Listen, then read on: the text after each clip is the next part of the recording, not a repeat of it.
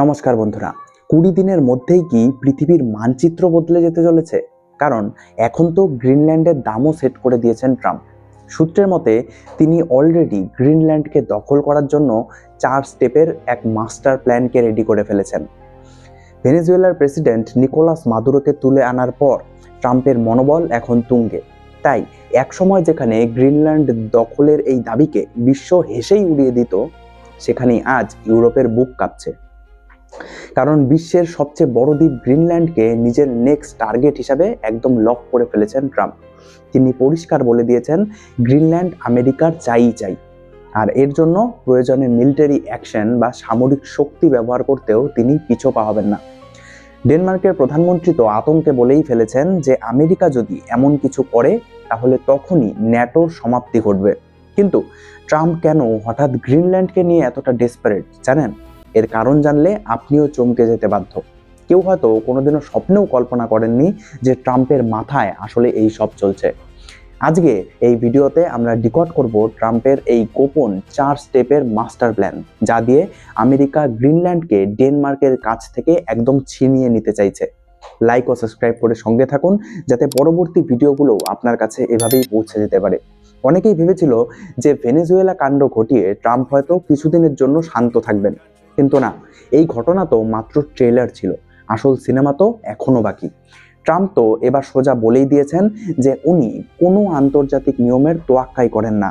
এমনকি new York টাইমসকে দেওয়া এক সাক্ষাৎকারে তিনি এ পর্যন্ত বলেছেন যে এখন যদি কিছু ওনাকে আটকাতে পারে, সেটা হলো ওনার নিজের মস্তিষ্ক। ট্রাম্পের নিজের মাথা ছাড়া এখন আর কারোরই কোনো ক্ষমতা নেই ওনাকে আটকানোর। এমনকি তিনি গ্রিনল্যান্ডের জন্য ন্যাটোর অস্তিত্বের বিষয়েও ভাবতে রাজি। কয়েকদিন আগে এয়ারফোর্স ওয়ানেও ট্রাম্প সরাসরি হুমকি দিয়ে বলেছিলেন, আমেরিকার ন্যাশনাল সিকিউরিটির জন্য গ্রিনল্যান্ড আমাদের দরকার। তিনি বলেছিলেন, ডেনমার্ক গ্রিনল্যান্ডকে রক্ষা করতে পারছে না, রাশিয়া আর চীন সেখানে নিজেদের প্রভাবকে ধীরে ধীরে বিস্তার করছে, তাই আমেরিকার এখন দায়িত্ব নিতেই হবে। এর পরিপ্রেক্ষিতে হোয়াইট হাউসকে যখন জিজ্ঞেস করা হয় যে আপনারা কি গ্রিনল্যান্ড দখলের জন্য কোনো মিলিটারি পাঠাবেন, তখন প্রেস সেক্রেটারি ক্যারোলিন লেভিট সোজাসুজি উত্তর দিয়ে বলেন যে প্রেসিডেন্টের কাছে মিলিটারি অপশন সবসময় খোলা থাকে। অর্থাৎ বুঝতেই পারছেন যে হোয়াইট হাউস এখন গ্রিনল্যান্ড ইস্যুতে একদম ডেড সিরিয়াস। কিন্তু প্রশ্ন হচ্ছে, কেন বরফে ঢাকা এই দ্বীপের জন্য ট্রাম্প এত কেন পাগল? আসল কারণ লুকিয়ে আছে এর রিসোর্স, পজিশন এবং আমেরিকার অয়েল লবিতে। বর্তমানে গ্রিনল্যান্ড বললেই আমেরিকার দৃষ্টিভঙ্গিতে প্রথমেই যেটা আসে সেটা হলো পিটুফিক স্পেস বেস। এটি হলো আমেরিকার সবচেয়ে উত্তরে থাকা মিলিটারি বেস, যা রাশিয়া বা চীনের মিসাইলকে ট্র্যাক করার জন্য অত্যন্ত গুরুত্বপূর্ণ। ভাইস প্রেসিডেন্ট জেডি ভ্যান্স তো সরাসরি বলেই দিয়েছেন যে আমেরিকার মিসাইল ডিফেন্স সিস্টেম এবং ট্রাম্পের স্বপ্নের প্রজেক্ট গোল্ডেন ডম এর জন্য গ্রিনল্যান্ড অত্যন্ত গুরুত্বপূর্ণ। দ্বিতীয় হলো খনিজ সম্পদ।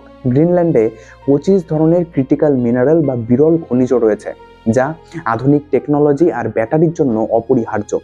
চীন যেভাবে এইসব রেয়ার আর্থের জন্য ট্রাম্পকে ব্ল্যাকমেইল করেন, সেটিকে তিনি বন্ধ করতে চান। এছাড়া আলোচনার কেন্দ্রে এটি না আসতে পারলেও আমার মতে এটিই হলো ট্রাম্পের গ্রিনল্যান্ড দখলের প্রধান লক্ষ্য।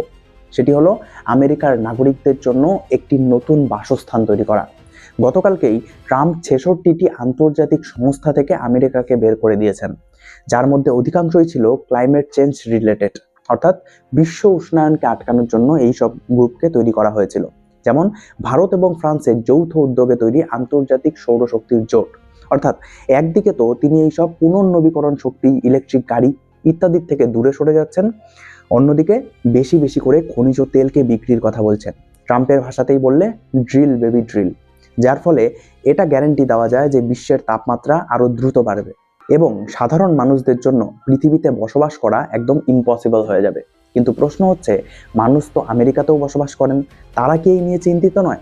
এখানেই ট্রাম্পের আসল খেলা।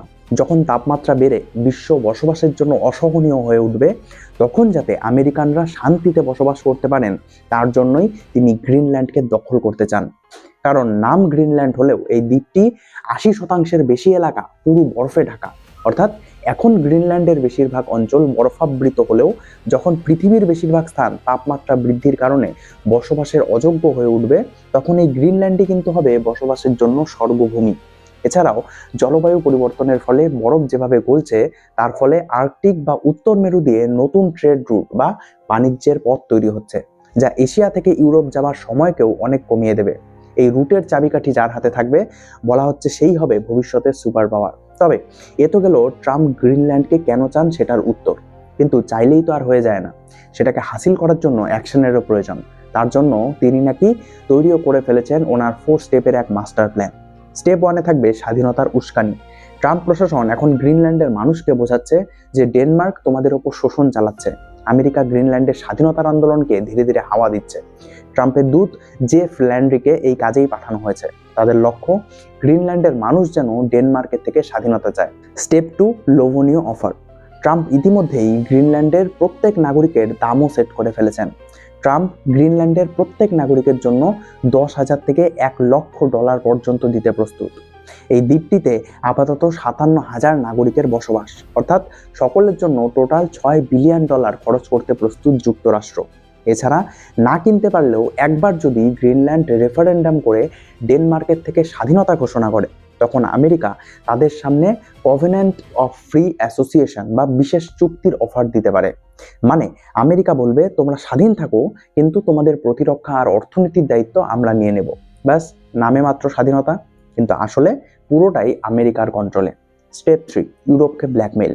ইউক্রেন যুদ্ধের জন্য ইউরোপ আমেরিকার সুরক্ষার উপর পুরোপুরি নির্ভরশীল হয়ে গেছে। ট্রাম্প হয়তো ইউরোপকে বলতে পারে, তোমরা যদি গ্রিনল্যান্ড নিয়ে ঝামেলা করো তাহলে আমি ইউক্রেনকে সাহায্য দেওয়া পুরোপুরি বন্ধ করে দেব। এই ভয়েই ফ্রান্স, জার্মানি, ব্রিটেন সবাই নরম সুরে কথা বলছে। স্টেপ 4, সোজা মিলিটারি অ্যাকশন। আর যদি এইসব প্ল্যান ফেল করে যায় তখন শেষ অপশন মিলিটারি। বিশেষজ্ঞরা বলছেন আমেরিকার স্পেশাল ফোর্স মাত্র 20 থেকে 30 মিনিটেই গ্রিনল্যান্ডের রাজধানী নুক দখল করে নিতে পারবে। আর ভেনেজুয়েলা অপারেশনের পর কেউ এই বিষয়টিকে হালকাভাবে নিচ্ছে না। ডেনমার্কের প্রধানমন্ত্রী মেটে ফ্রেডরিকসন এটাকে সরাসরি অ্যাবসার্ড বা হাস্যকর বলেছেন। তিনি সতর্ক করে দিয়েছেন, যদি আমেরিকা ন্যাটোর কোনো সদস্য দেশের ওপর হামলা করে তাহলে ওখানেই ন্যাটোর সমাপ্তি হয়ে যাবে। ন্যাটোর আর্টিকেল 5 অনুযায়ী এক সদস্য দেশের ওপর হামলা মানে ন্যাটোর সবার ওপর হামলা। কিন্তু হামলাকারী যদি আমেরিকা নিজেই হয়, তখন কে বাঁচাতে আসবে? এই প্যারাডক্স বা ধাঁধাই এখন ন্যাটোর অস্তিত্বকেই সংকটে ফেলে দিয়েছে। ডেনমার্ক নিজের মতো করে যথাসাধ্য চেষ্টা করছে গ্রিনল্যান্ডকে বাঁচানোর। তারা গ্রিনল্যান্ডের ডিফেন্সের জন্য $2 বিলিয়ন প্যাকেজকেও ঘোষণা করেছে, কিন্তু আমেরিকার শক্তির সামনে এটা কিছুই না। অন্যদিকে যদি গ্রিনল্যান্ডের সাধারণ মানুষের মতামতকে আমরা দেখি, তাহলে সমীক্ষা বলছে যে 85% গ্রিনল্যান্ডবাসী আমেরিকার অংশ হতে চায় না। তারা রাস্তায় নেমে পোস্টার নিয়ে দাঁড়িয়েছে, ইয়াঙ্কি গো হোম। কিন্তু ট্রাম্পের টিম, বিশেষ করে স্টিফেন মিলার বলছে, আমরা সুপার পাওয়ার, কেউ আমাদেরকে আটকাতে পারবে না। এই পুরো ঘটনায় ভারতও মেপে কিন্তু গ্রিনল্যান্ডের পক্ষেই পা ফেলছে বলা চলে। আমাদের বিদেশমন্ত্রী এস জয়শঙ্কর প্যারিসে দাঁড়িয়ে এক গভীর বার্তা দিয়েছেন। যদিও তিনি সরাসরি গ্রিনল্যান্ডের নাম নেননি, কিন্তু তিনি বারবার গ্লোবাল অর্ডার বা বিশ্ব ব্যবস্থায় অস্থিরতাকে নিয়ে সতর্ক করেছেন। জয়শঙ্কর বলেছেন, ভারত এবং ইউরোপকে এখন একসাথে কাজ করতে হবে বিশ্বকে স্থিতিশীল করার জন্য। এর মানে একদম পরিষ্কার, আমেরিকা যখন একতরফা বা ইউনিল্যাটারাল সিদ্ধান্ত নিচ্ছে, তখন ভারত চাইছে এক মাল্টিপোলার বা বহু বিশ্ব ব্যবস্থাকে বজায় রাখতে, যেখানে কারোরই দাদাগিরি চলবে না। তবে একের পর এক যেরকম পরিস্থিতি তৈরি হচ্ছে, তাতে যে কোনো সময়ে যে কোনো কিছুই হতে পারে। এবং ট্রাম্পের এই গ্রিনল্যান্ড প্রজেক্ট যদি সফল হয়ে যায়, তাহলে দ্বিতীয় বিশ্বযুদ্ধের পর তৈরি হওয়া বিশ্ব ব্যবস্থা বা ইন্টারন্যাশনাল অর্ডার পুরোপুরি ভেঙে পড়বে। ন্যাটো অর্থহীন হয়ে যাবে, আর রাশিয়া এবং চীনও বলবে, আমেরিকা যদি জোর করে অন্যের জমি দখল করতে পারে, তবে আমরা কেন পারবো না।